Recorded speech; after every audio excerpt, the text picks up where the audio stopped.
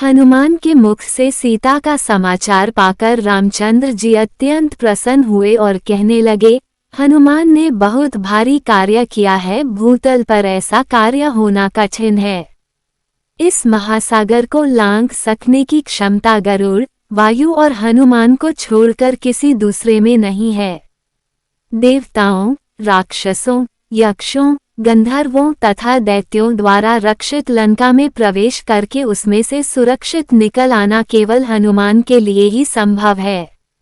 इन्होंने समुद्र लंघन आदि कार्यों के द्वारा अपने पराक्रम के अनुरूप बल प्रकट करके एक सच्चे सेवक के योग्य सुग्रीव का बहुत बड़ा कार्य संपन्न किया है। स्वामी द्वारा दिए गए कार्य को सेवक उत्साह तथा लगन से पूरा करे तो वह श्रेष्ठ होता है। जो सेवक कार्य तो पूर्ण कर दे किंतु बिना किसी उत्साह के पूरा करे, वो मध्यम होता है और आज्ञा पाकर भी कार्य न करने वाला सेवक अधम कहलाता है।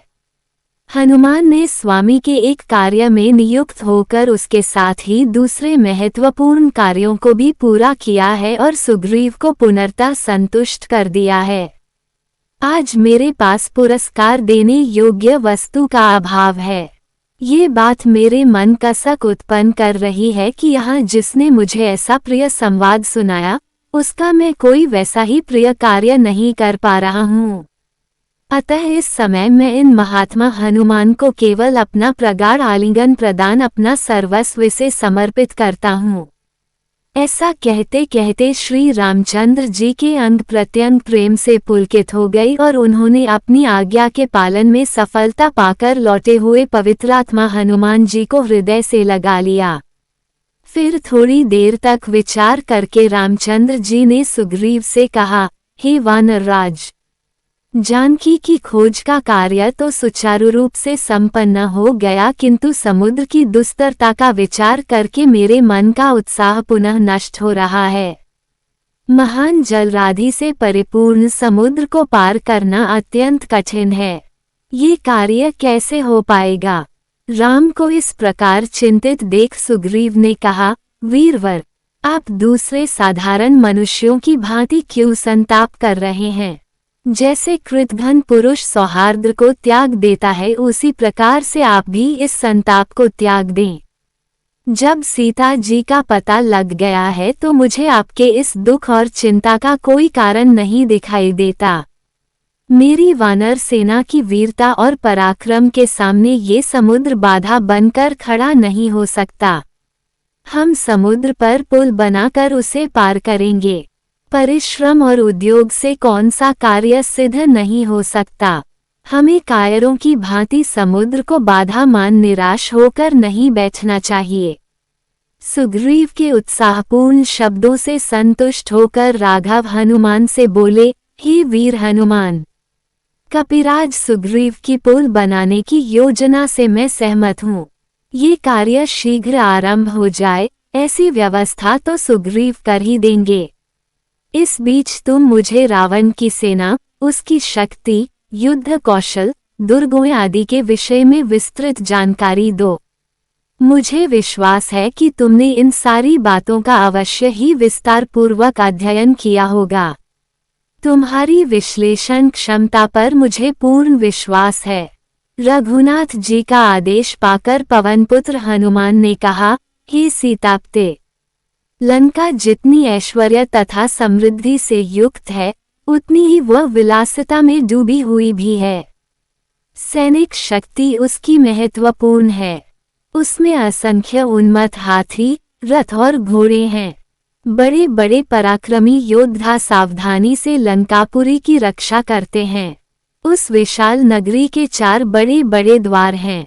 प्रत्येक द्वार पर ऐसे शक्तिशाली यंत्र लगे हुए हैं जो लाखों की संख्या में आक्रमण करने वाले शत्रु सैनिकों को भी द्वार से दूर रखने की क्षमता रखते हैं।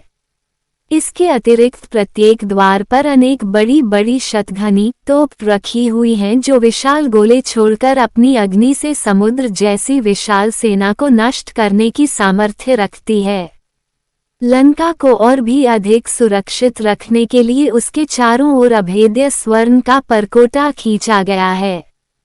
परकोटे के साथ साथ गहरी खाइयां खुदी हुई हैं जो अगाध जल से भरी हुई हैं। उस जल में नक्र, मकर जैसे भयानक हिंसक जल जीव निवास करते हैं। परकोटे पर थोड़े थोड़े अंतर से बुर्ज बने हुए हैं। उन पर विभिन्न प्रकार के विचित्र किंतु शक्तिशाली यंत्र रखे हुए हैं। यदि किसी प्रकार से शत्रु के सैनिक परकोटे पर चढ़ने में सफल हो भी जाएं तो ये यंत्र अपनी चमत्कारिक शक्ति से उन्हें खाई में धकेल देते हैं।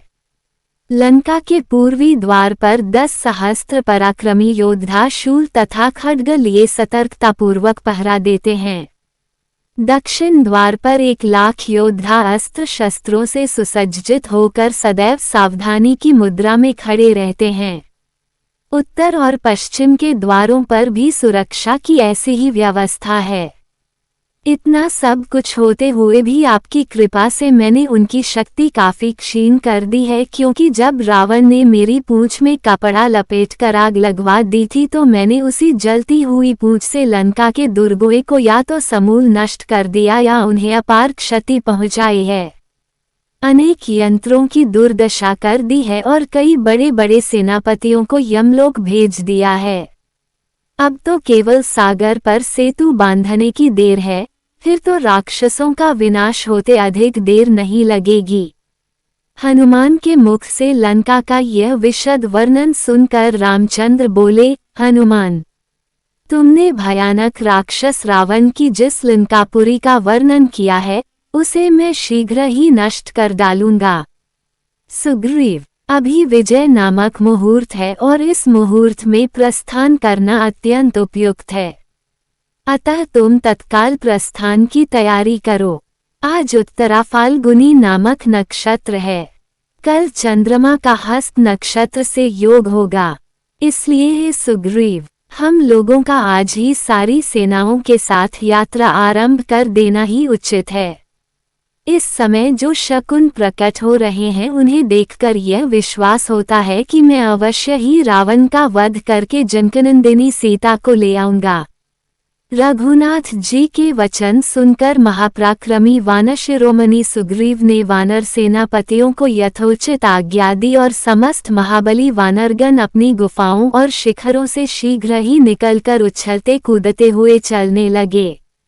उनमें से कुछ वानर उस सेना की रक्षा के लिए उछलते कूदते चारों ओर चक्कर लगाते थे, कुछ मार्गशोधन के लिए कूदते फांदते आगे बढ़ते जाते थे, कुछ वानर मेघों के समान गरजते, कुछ सिंहों के समान दहाड़ते और कुछ किलकारियां भरते हुए दक्षिण दिशा की ओर अग्रसर हो रहे थे।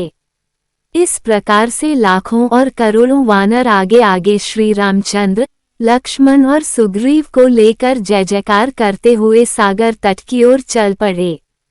श्री रामचंद्र की जय और रावण की क्षय की घोषणाओं से 10 दिशाएं गूंजने लगीं। कुछ वानर बारी बारी से दोनों भाइयों को अपनी पीठ पर चढ़ाए लिए जा रहे थे। उनको अपनी अपनी पीठ पर चढ़ाने के लिए वे एक दूसरे से प्रतिस्पर्धा करने लगे। उनकी तीव्र गति के कारण समस्त वातावरण धूली धूसरित हो रहा था। अंबर धूमिल हो गया था और आकाश में चमकता हुआ सूर्य भी फीका पड़ गया था। जब वह सेना नदी नालों को पार करती तो उनके प्रवाह भी उसके कारण परिवर्तित हो जाते थे। चारों ओर वानर ही वानर दिखाई देते थे। वे मार्ग में कहीं विश्राम लेने के लिए भी एक क्षण को नहीं ठहरते थे। उनके मन मस्तिष्क पर केवल रावण छाया हुआ था। वे सोचते थे कि कब लंका पहुँचें और कब राक्षसों का संहार करें। इस प्रकार राक्षसों के संहार की कल्पना में लीन यह विशाल वानर सेना समुद्र तट पर जा पहुंची। अब वे उस क्षण की कल्पना करने लगे जब वे समुद्र पार करके दुष्ट रावण की लंका में प्रवेश करके अपने अद्भुत पराक्रम का प्रदर्शन करेंगे। सागर के तट पर एक स्वच्छ शिला पर बैठ राम सुग्रीव से बोले, हे सुग्रीव, हम सागर के तट तक तो पहुंच गए। अब यहाँ मन में फिर वही चिंता उत्पन्न हो गई कि इस विशाल सागर को कैसे पार किया जाए। अपनी सेना की छावनी यहीं डालकर हमें इस समुद्र को पार करने का उपाय सोचना चाहिए। इधर जब तक हम इसका उपाय ढूंढें, तुम अपने गुप्तचरों को सावधान कर दो कि वे शत्रु की गतिविधियों के प्रति सचेष्ट रहें। कोई वानर अपने छावनी से अकारण बाहर भी न जाए, क्योंकि इस क्षेत्र में लंकेश के गुप्तचर अवश्य सक्रिय होंगे। रामचंद्र जी के निर्देशानुसार समुद्र तट पर छावनी डाल दी गई। समुद्र की उत्तुंग तरंगें आकाश का चुंबन कर अपने विराट रूप का प्रदर्शन कर रहा था। संपूर्ण वातावरण जलमय प्रतीत होता था। आकाश में चमकने वाला नक्षत्र समुदाय सागर में प्रतिबिंबित होकर समुद्र को ही आकाश का प्रतिरूप बना रहा था। वानर समुदाय समुद्र की छवि को आश्चर्य, कौतुक और आशंका से देख रहा था।